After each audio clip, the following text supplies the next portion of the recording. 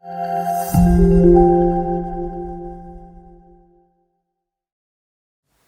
اللہ الرحمن الرحیم۔ آج کا ہمارا سبق ہے نحو میر میں استثناء۔ استثناء اس کو کہتے ہیں کہ الا اور اس کے اخوات کے ذریعے سے ما بعد کو ما قبل کے حکم سے نکالنے کو استثناء کہتے ہیں۔ مثلا ہم کہیں کہ قرآن کریم میں ایک آیت ہے وَنَجَّيْنَاهُ، نَجَّيْنَاهُ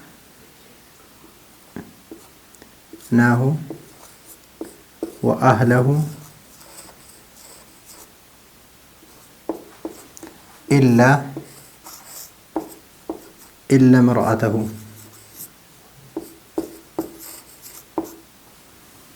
یہ آیت ہے۔ یا دوسری مثال ہم لے لیں، جاء القوم إلا زیدن۔ تو آج ہم بحث کریں گے استثناء میں، اس کی تعریف ہوگی، اس کے ارکان ہوں گے، اور اخوات سے کیا مراد ہے، یہ ما قبل اور ما بعد کس کو کہتے ہیں، اس کے بارے میں ہم آج بحث کریں گے۔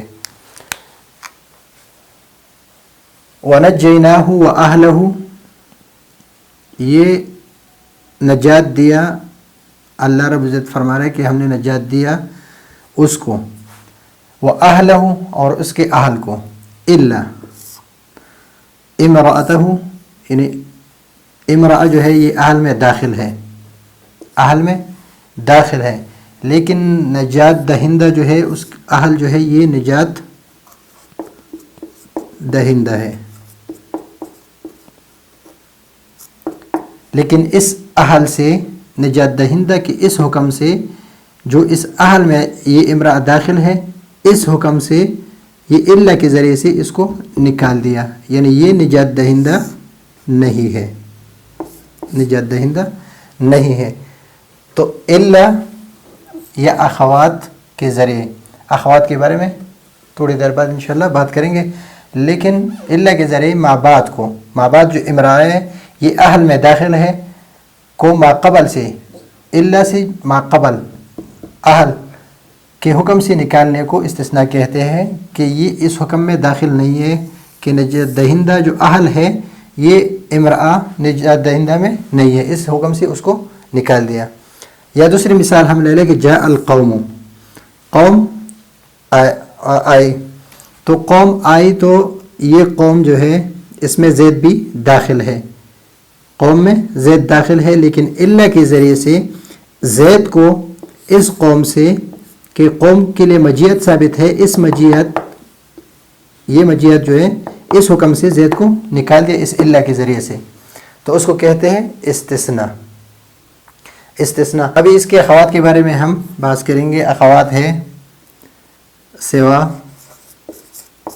غیر، خلا، عدا، حاشا، اور لیسا ولا یکون، اور یہ اللہ۔ تو یہ ہے اس کے اخوات، یعنی وہ جو حروف استثناء ہے، اس کو کہتے ہیں حروف استثناء، یہ ہے حروف استثناء۔ اس کے تین ارکان ہیں۔ نمبر ایک ہے مستثنیٰ، یہ مستثنیٰ ہے، اس کو کہتے ہیں مستثنیٰ۔ ایک ہے مستثنیٰ منہ،